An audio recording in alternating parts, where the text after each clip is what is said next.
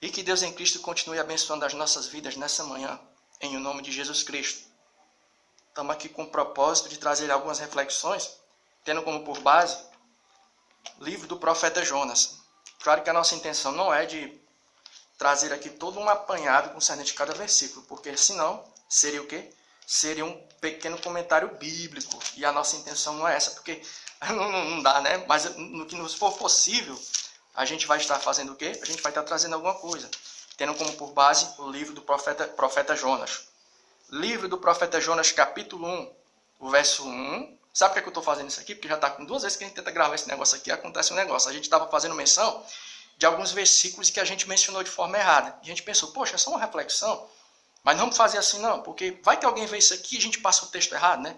Tem que ter essa preocupação.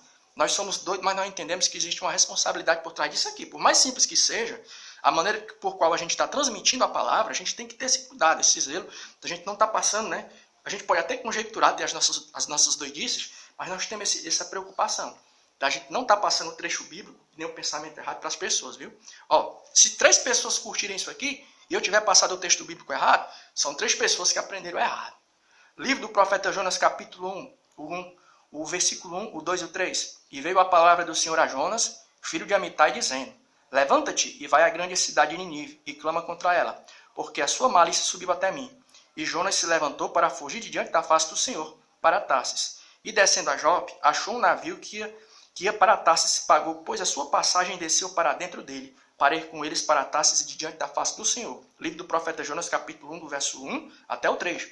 Então, o que é que acontece se a gente for fazer um resumo de quem foi o profeta Jonas? O profeta Jonas foi aquele profeta do Velho Testamento que foi incumbido de uma responsabilidade. Deus enviou ele para pregar uma mensagem, né, até uma cidade estrangeira.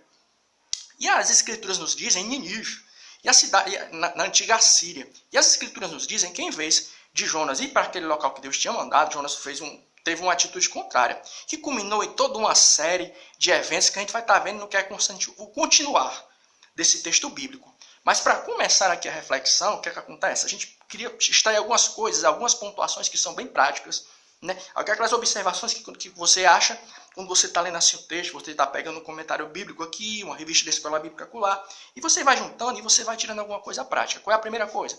É porque vai surgir a seguinte pergunta: o que era um profeta? Um profeta era alguém que trazia uma palavra vinda de Deus.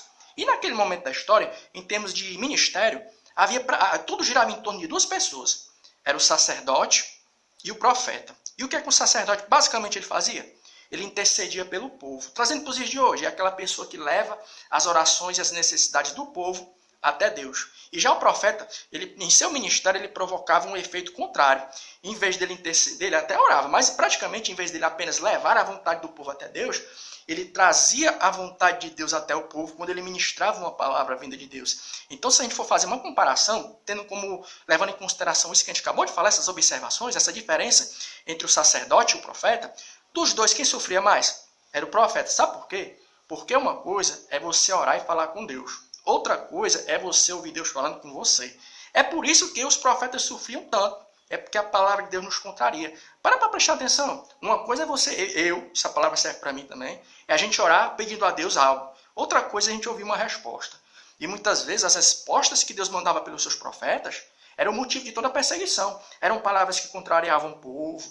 É por isso que no Velho Testamento, se você for fazer uma comparação, em termos de perseguição, quem foi mais perseguido? Houve sacerdotes que foram martirizados? Houve sacerdotes no Velho Testamento que tiveram as suas vidas ceifadas por causa do ministério?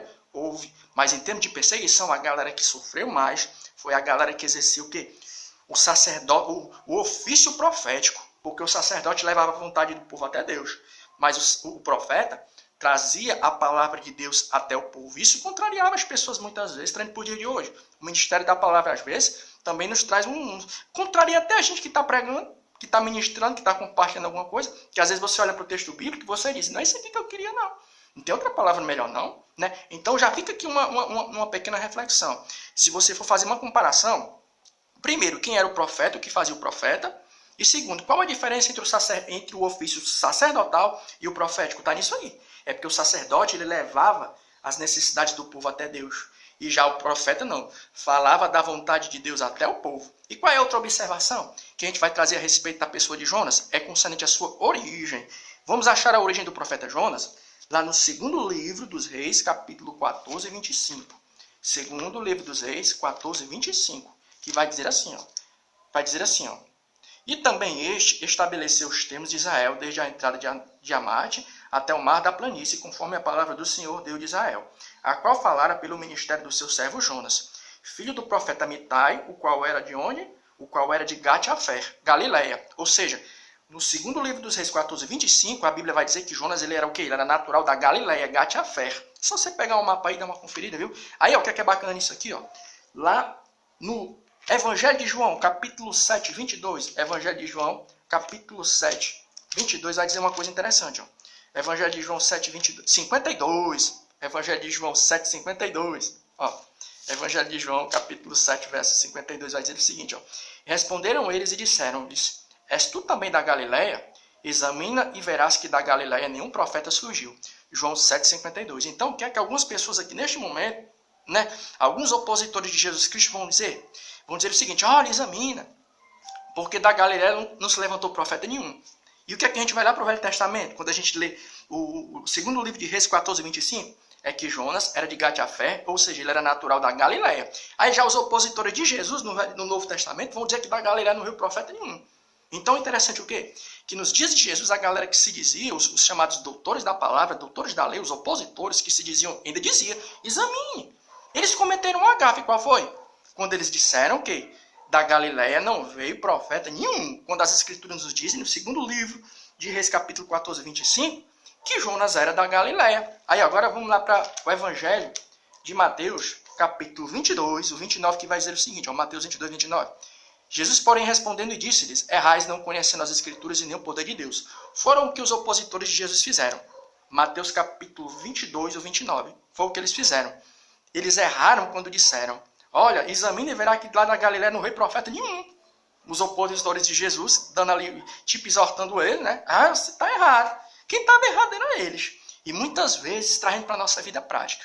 Nós que andamos com a Bíblia na mão, às vezes nós nos precipitamos em pensamentos, palavras, ideias. A gente se precipita quando a gente diz alguma coisa e erra por quê? Porque a gente não examina as Escrituras. E que Deus em Cristo continue nos abençoando em nome de Jesus Cristo. Amém. Bom sábado.